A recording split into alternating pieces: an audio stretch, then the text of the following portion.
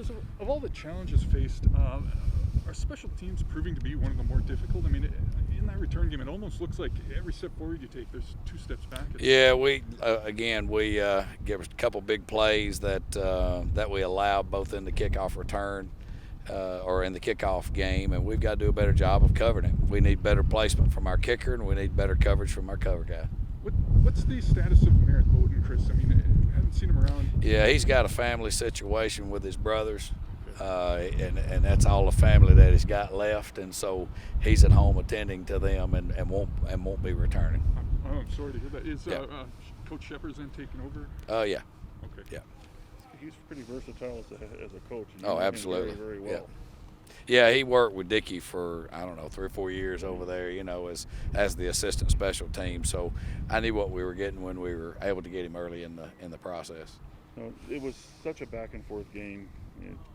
Lead change. You get the lead, they tie it, they get the lead, you get the lead back, that sort of thing.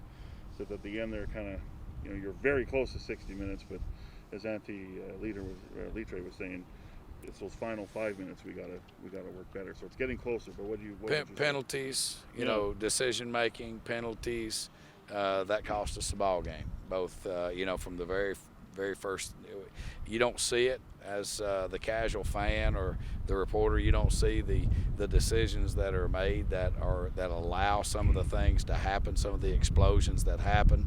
You see the big penalties and the things that where the decision making, but it's more than that. It's when you see that there's an explosion and there's somebody running open, or there's a big catch, there's usually a decision that's made that's allowed that to happen. And so those are the type things that when we fix that, we can become a good team. How frustrating are those sorts of problems? Well, it's since this is what I get paid to do, is to coach winning football. Right now we're not in that position. We've put ourselves in a hole, and we've just got to try to correct those things so that we can talk about a different narrative. Well, frustration is an interesting emotion. Can you build off it? Yeah, I mean we as coaches, that's what we get paid to do, is to come and find the positives and, not just sit there and harp on the negatives, because anytime you play a team that's as good as Saskatchewan and some of the other teams that we faced, we've played some good football. We've got to expound on those things that we did well so that we can get them again. Do you feel close? Yeah, I mean, we're close, but again, they don't give trophies for second, so we've got to win ball games. How hard is having this home losing streak hanging over your head?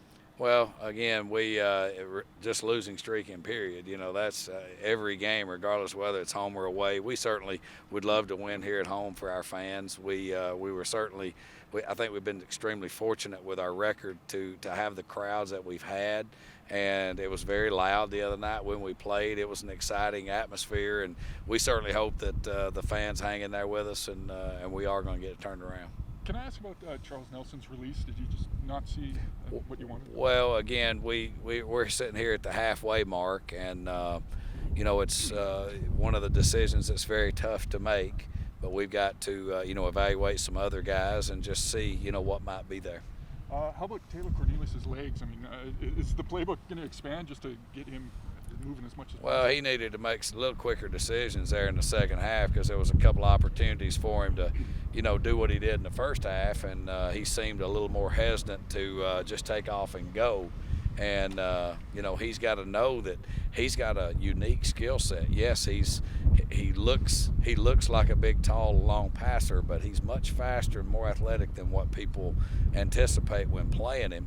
And that's what Shiver said after the game. He's like, man, that big guy can move a lot better than what than even probably what he thinks.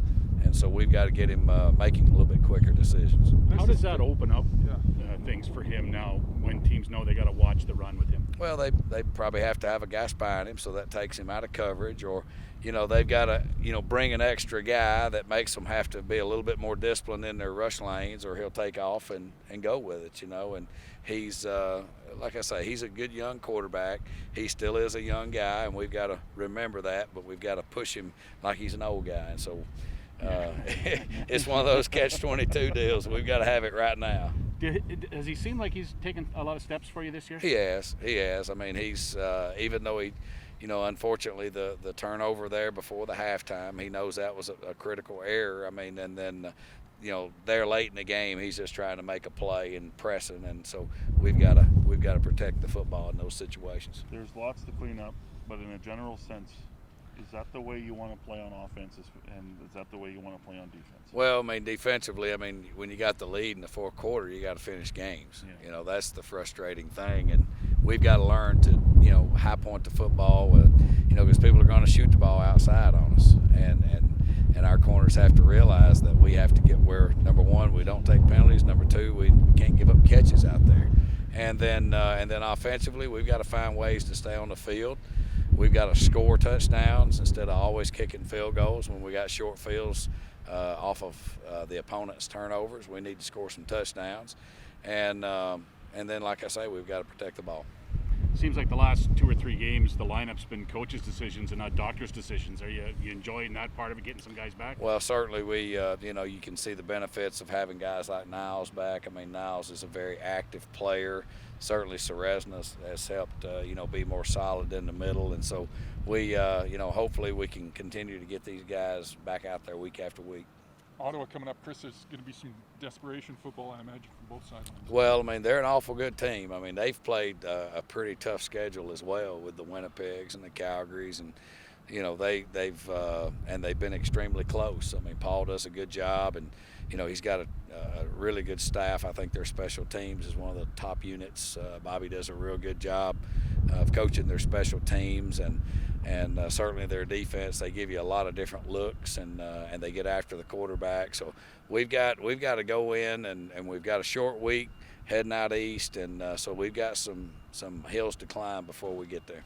In your experience, Chris, when a team takes to the road, does that just offer a little bit more chance than you get normally of being at home, just to do that team bonding stuff? Yeah, I mean, we try to make it where it's as comfortable as we can, and where the guys aren't having to go out and look for everything. They're not having to go look for different stuff to eat. Try to keep them some snacks and bananas and things like that, so that it's a little bit more like being around, here at the locker room. And then again, it's a time where you're rooming together. You're rooming probably with somebody that you're not living with at home. So it is a chance to where it's a little bit like college football, where hey, we're all in a hotel. Your coach is just right down the hallway, and all there is football. Thanks, Chris. All right. Thank you, y'all. Chris. See y'all.